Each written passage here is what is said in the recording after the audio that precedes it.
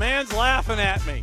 Of course I am, because the last 10 minutes, well, not 10, but 5, it seemed like 10, you're sitting there watching TV. I'm like, what are you watching? And then you give me a play-by-play breakdown of the soccer game you're watching. I don't know if I can do that and get in trouble, but yeah, I could do it when I don't think you can. Yeah, it's like, full disclosure, I am off to my left as a part of my studio setting. I've got the Big 55. And so the Big 55 has the number one thing that I have to pay attention to if there's a live event going on.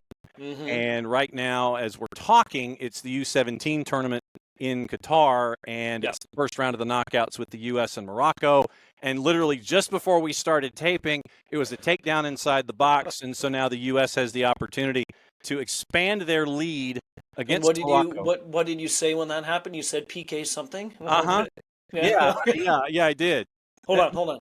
Is this thing on? Yeah, it's like, PK, and then all of a sudden something happened.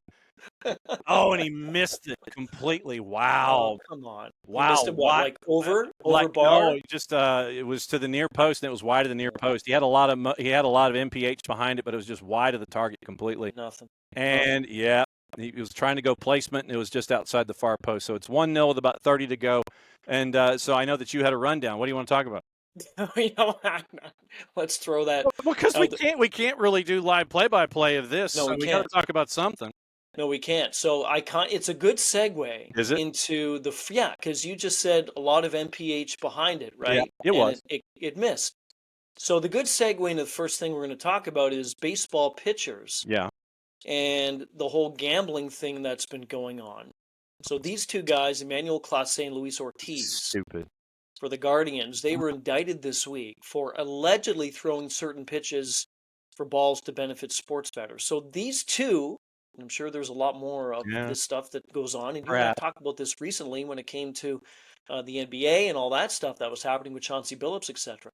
These two are facing 65 years in jail. Mm-hmm. So my segue into this was, you said MPH. Mm-hmm. So these pitches that they were thrown, or that they threw, that certainly did not, they lacked a lot of MPH. Some of these pitches, John, were like, didn't even make it to the plate. They bounced about 100 feet. But you and I both know that you can throw a slider in the dirt. That's easy.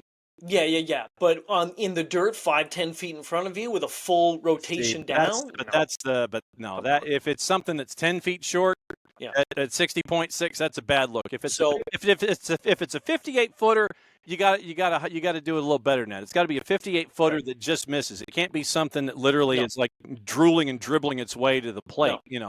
Like a ceremonial first pitch or something. Yeah. It's got to look good. If it's gonna be a miss, it's like cutting a promo. It's like cutting a promo in wrestling.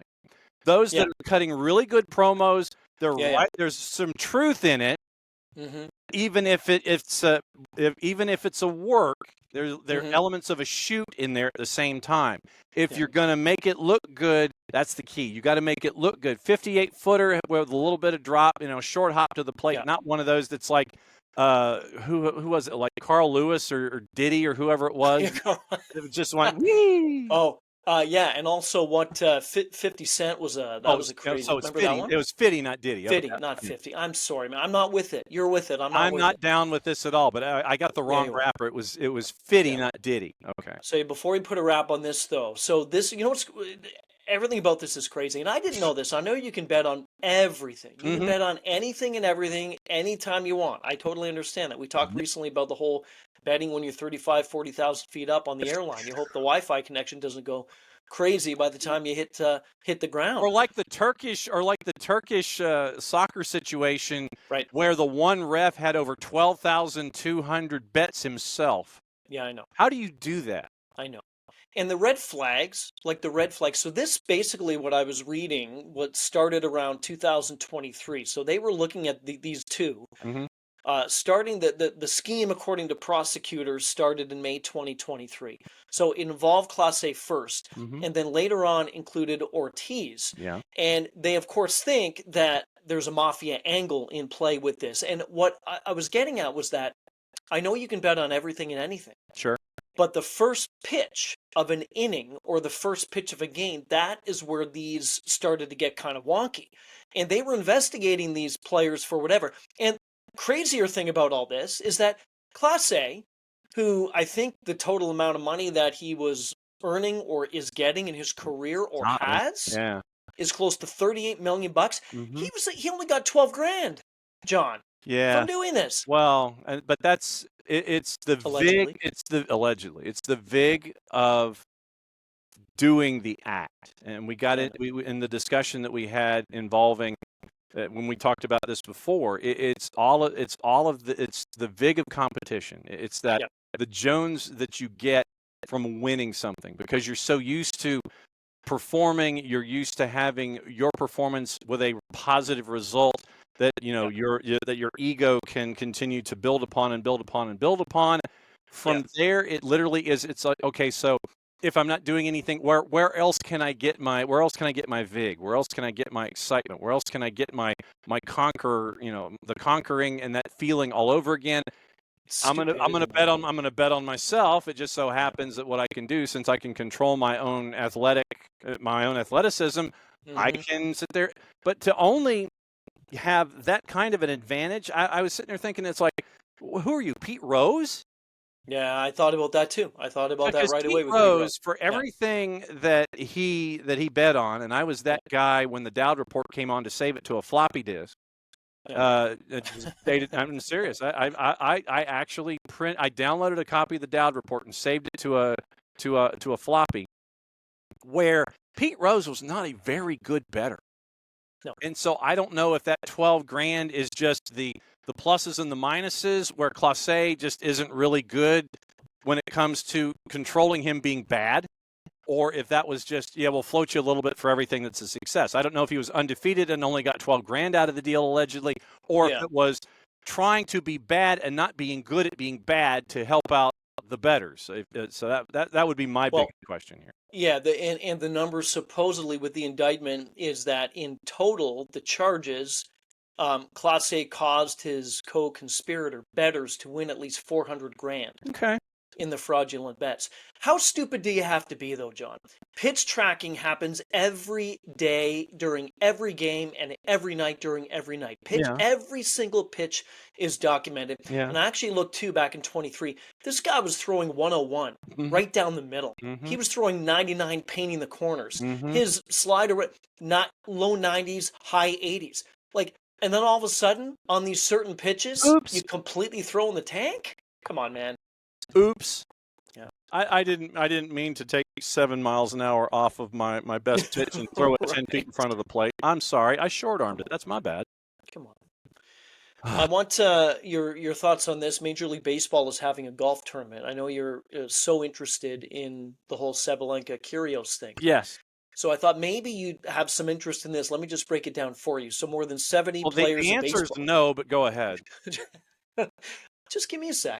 No, go ahead and build your story. I'm going to tell you no. I'll try. Yeah. From what I gather, Clase is betting on this. No, he's not. He's not part of this thing at all. Careful. So I know. So the awards, we'll get to as well the AL Manager of the Year award, which is a complete joke. The awards set to go in Vegas. Which is today, November 13th, by the way. So they'll be later on tonight. Tons of great players or whatever. So basically, this golf tournament is going to be played at Shadow Creek. It's going to be, it's the cornerstone of this week during the awards. Guys like Jimmy Rollins, John Smoltz, who I've seen and heard is just an incredible golfer. Crazy scratch, yeah. Yeah, it's ridiculous. So they're going to be doing this whole golf thing, which I think is great. So you've got pairings. It's a Capital One Major League Baseball Open, again, hosted at Shadow Creek. And let me just throw down for you your beloved Angels. Your Angels are represented by Artie Moreno. No. Justin Upton and Scott Kazmir. Okay. What do you think about that? Well, are they? You're not interested. Are they good golfers? First and foremost. I don't know. Probably. So then that's why they're. What baseball player isn't a good golfer? Well, yeah, really. So, go to look at the Celebrity Open that they have in Tahoe. That'd be an answer to your question. Yeah, no, that's true. Yeah. Look, I saw Mookie Betts, by the way, the other day. Yeah. Unreal, that guy. I mean, his swing is pure. It's like Ernie Els. Yeah. So, am I going to watch this? No. Under no circumstance am I going to watch it. And look, man, I got too much other stuff going on. I'm not going to spend some casual time sitting there seeing baseball players play a different sport. That doesn't do anything for me. That doesn't excite you. No, it does not.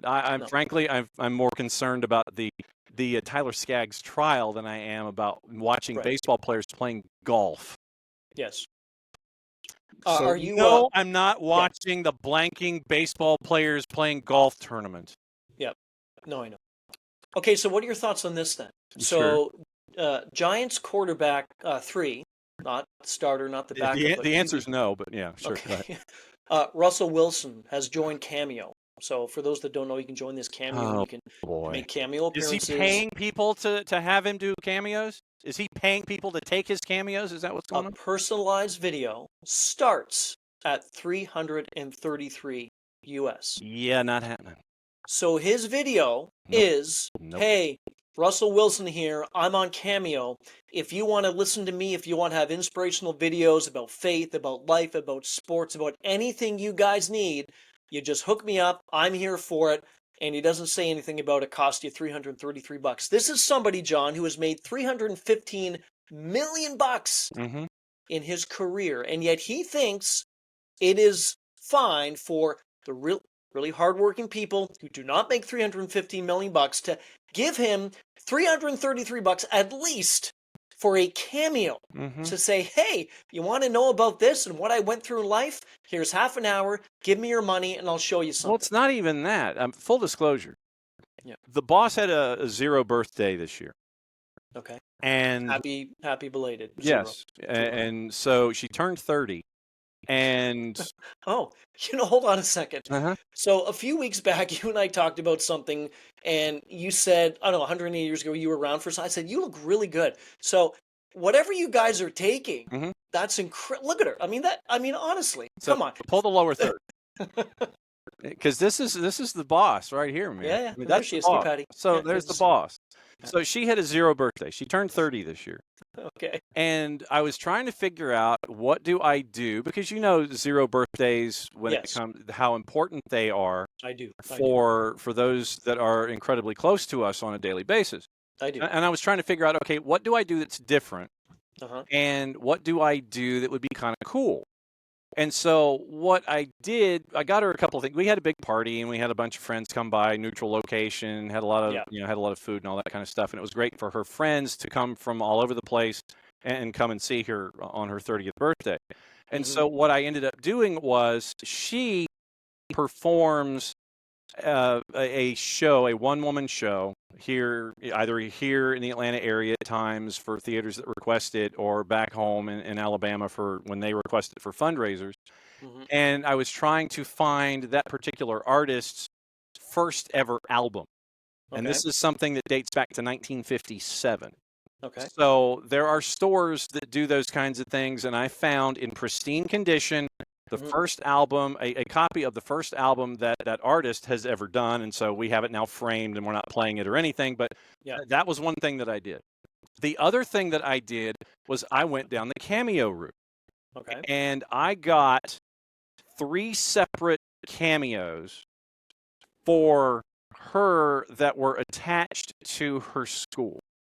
And they were attached to various moments and people that she appreciates from her university. One was a cameo for, you remember the Auburn, Alabama kick 6 where they kick it short and the guy runs it all the way back? Yeah. I got that guy to do a cameo. Wow. And there's a basketball player who graduated this past year who's been a part of Bruce Pearl's run deep into the NCAA tournament, who is beloved by everybody there on campus. And I got him to do one. They call him the mayor of Auburn. That's how much he meant to the program. And so I got him to do one, and then I had Bruce Pearl do one. And so I had those 3 cameos, and you can kind of give them ideas as what you want them to say and that kind of a thing. Those 3 cameos that I got for the boss for her 30th birthday came nowhere close to the cost that Russell Wilson is proposing for his cameos. Minimum $333. And that's the thing. It's like, if you just want him to say hello or whatever. I got the 3 of them to say some things. And for Bruce Pearl, you get a cameo from him. The money goes to his foundation. So I'm like, okay, cool, that works. And then for the basketball player who recently graduated, and for that Auburn football player who's a part of Auburn football history, you give them some clues. They come up with this thing. And she was over the moon that those two individuals said what they said, wishing her a happy birthday. And so the cost of those cameos, 3, was nowhere close to that Russell Wilson cameo. And so under no circumstance am I dropping a car insurance payment. So let's think. So car insurance. That's a whole other discussion. The car insurance payment, Russell Wilson for 90 seconds on cameo.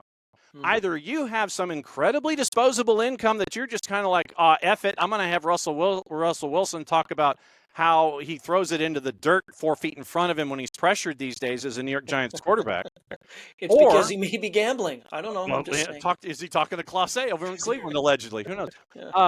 Or do you have something with meaning that you can kind of steer and have fun with it? Cameo has a great purpose.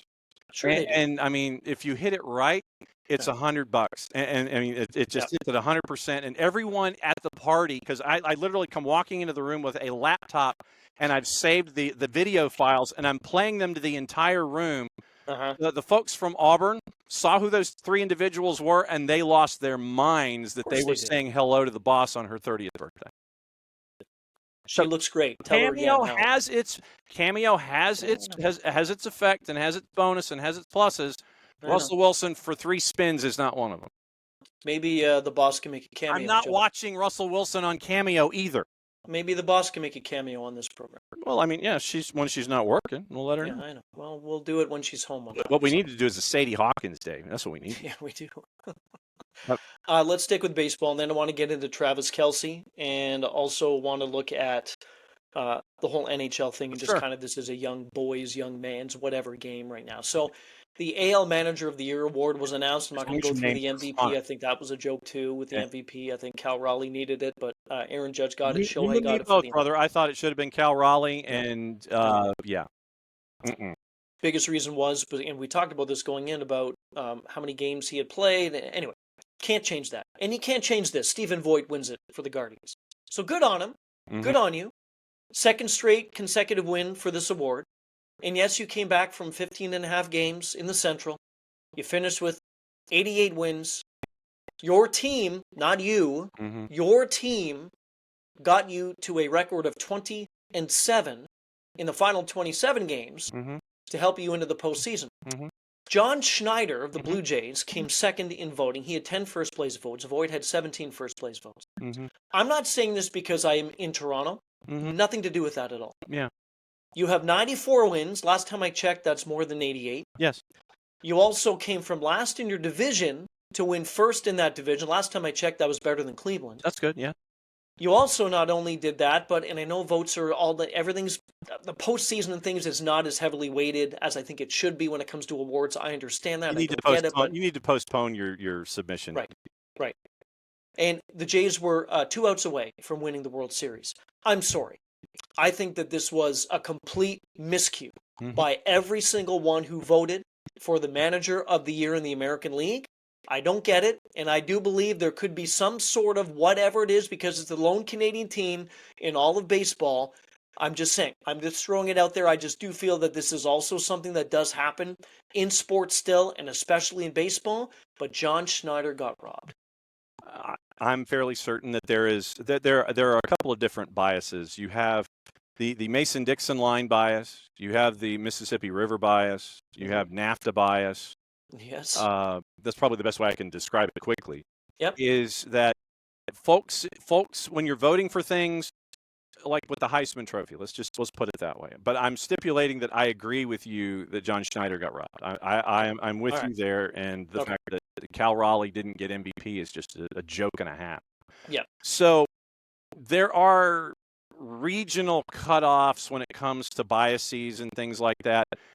And you are looked down upon if you are from a certain part of a country versus another part, and those kinds of things. So if you have an athlete in your own part of the country that is not well represented, you're going to have athletes in the north sit there and have biases against athletes from the south. If you're out west, you're going to have athletes that have biases in the Central and Mountain and Pacific It time happens. zones as opposed to the Eastern time zone, just because of that demarcation line there with the Mississippi River. Yes, that you have the Peace Bridge bias as well when it comes to sports and teams that are north of the border, because it's just it's Toronto or whatever. Yeah. And what I would like to know more than anything, I would like to know the voters publicly. I want to know who voted for what. I think that as a stipulation to being a voter in these situations, Sure. if the award is a public award and rewarded as such, then your vote should be public, and you should try and sit there and say, okay, well, I did this because. If someone asks you, hey, why did you do this? Then come up with your explanation as to why. Right. And so your evidence counselor, in voting for Stephen Vogt, once again, not denying that what he did wasn't worthy of consideration in some aspect, but you didn't go to the last game of the year. You didn't go to the last. You didn't go to the last 7-game series at the end of the year that was to determine a world title. What you did was cool. Don't get me wrong, but not as much as everybody else. But that vote that is there, I want to know who voted for whom that didn't give the MVP to Cal Raleigh and the manager of the year to John Schneider. And I guarantee you, if you look at first place votes for the MVP, I think that you'll see a lot of folks west of the Mississippi give it to Cal Raleigh, and I think that you'll see a lot of folks in the Rust Belt in the northeastern United States sit there that are those old crusty writers and folks that they gave it to Aaron Judge. I can guarantee you, we know where those lines are that are the cutoffs and all these things. Mississippi River, everybody voted west, voted for Cal Raleigh. Everybody in the northeast voted for Aaron Judge, and then everybody else kind of adjacent to that particular division, I'm sure, did that too. Judge Nelson's verdict is in.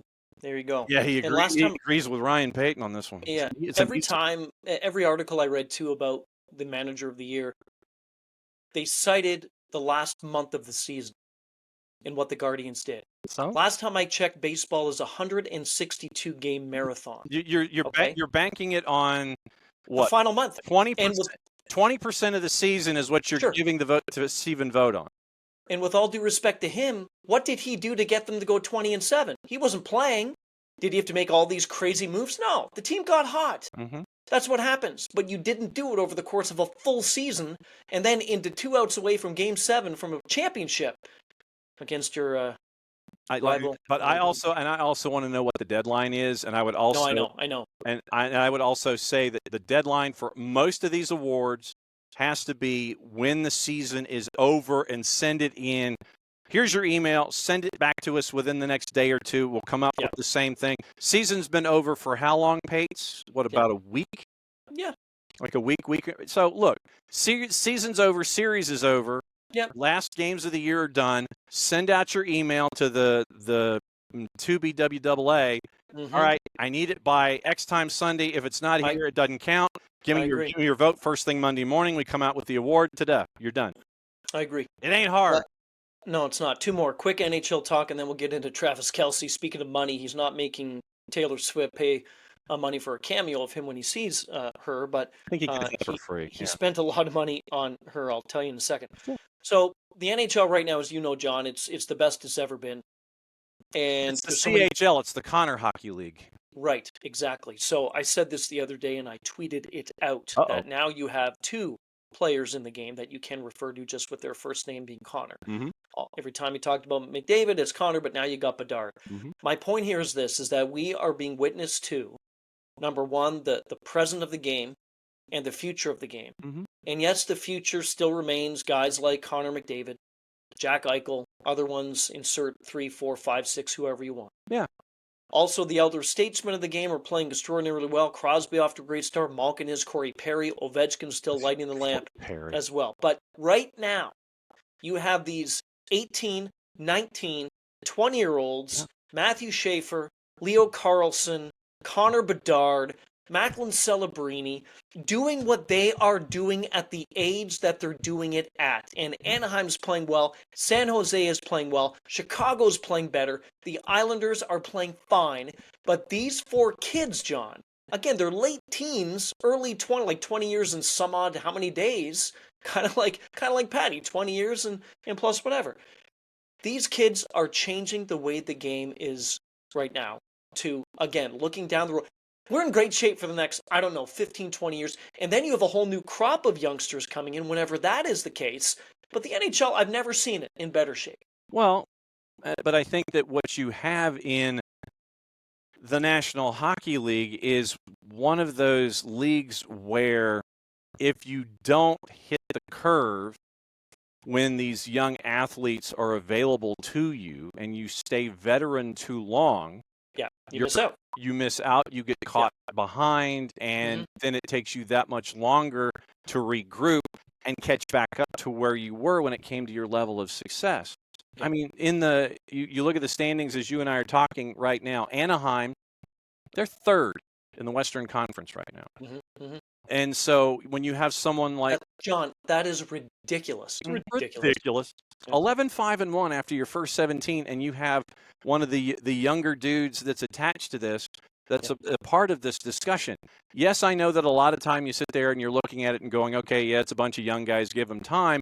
You can see that with what's going on with San Jose. San Jose right now, they're at 19 points, but if you sit there and think about it, they're only 4 points out of third in the Western Conference. So you have that, you've got that gaggle and grouping of folks that's right there with all of these young dudes that are attached. And if you play NHL fantasy, which for me is just completely and totally above me, and I always suck.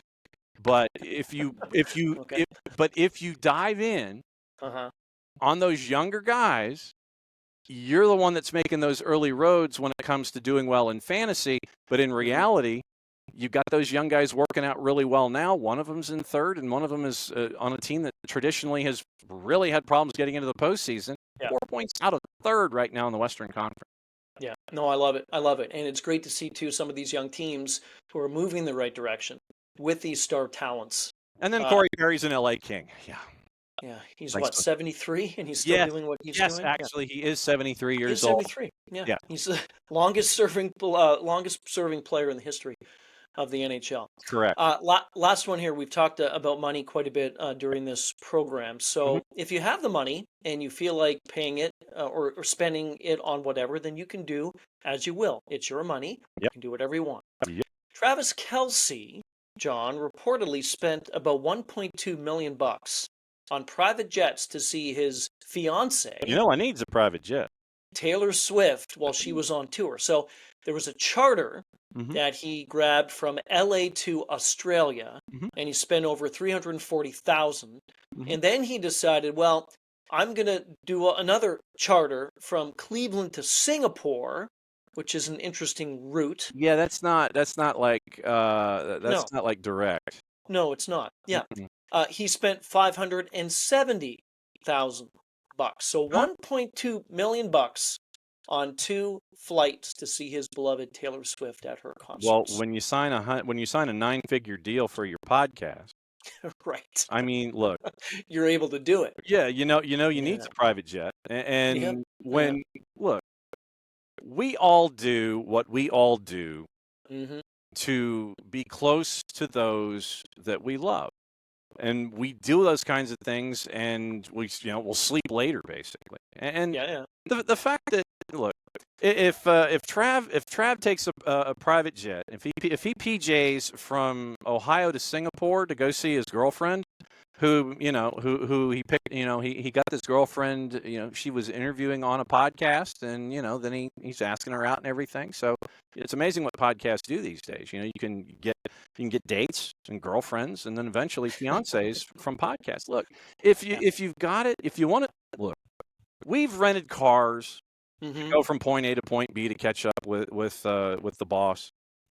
We've flown from one part of the planet to the other on that early crack of before dawn flight, just so you can maximize a weekend when the boss is out of town and you want to go spend some time away from it. It's all about perspectives and percentages. Yeah. And I know that folks are going to sit there and go, oh my God, he spent 7 figures on a PJ. Yeah, well, yeah, he can afford it. And so for him, it might be the equivalent of hopping a commercial flight or renting a car. It's like the weekend car rental to go see your fiance or girlfriend or whatever stage it was. So look, let him do it. As long as you're not like the owner of insert European soccer team here that just throws everything into debt. Yeah. Look, just as long as you're, and I think his brother probably would sit there and look at the bank account and go, "Yo, Trav, I think you need to do that." His brother probably beat him senseless if he tried to do something silly. But no, if you've got the money, do it. Don't worry about it, and let them do their thing. It's a different orbit. We do our things in our orbit. They do their things in their orbit. Is the man happy? By all indications, yes. Let him do his thing, and if it's in a PJ, it's a PJ. And I think there's nothing wrong with it whatsoever. It's just an extraordinary amount for me. By the way, that flight that he went from Cleveland to Singapore, we talked about what an odd route that is. There's no direct. Yeah. So it was 19 hours. Yeah. So 19 hours. Seattle. And guess where they likely stopped to refuel? Take a guess. And again, my hint to you is these extravagant places. What's one of the more extravagant places in the world that people go to? What he went from Cleveland to Vegas, and then went Vegas to Singapore. He went to Dubai. Oh, he went the other way. Okay. Yeah, refueled in Dubai and then made his way to Singapore. All right, good. Well, good on you, man. I mean, look, the fact is, you dropped 19 hours to go see your girlfriend at the time. You refueled in the Middle East because that was the midpoint. And I imagine you probably just slept on the plane most of the time, and then you got to go spend time with her. Good on you. We all do the same things. It's just in cars and planes. Yeah, he made a non-Swift flight enjoyable. So he wasn't a Swifties there, was what you're saying? Hey, you brought that up. I know I did. Always end the show with some sort of whatever. Okay, soccer game done, by the way. We got to go. Is it over? No, 89th minute, USA hanging on 1-0, and the game's kind of getting stretched, and you got a bunch of tired athletes out there. And, all right.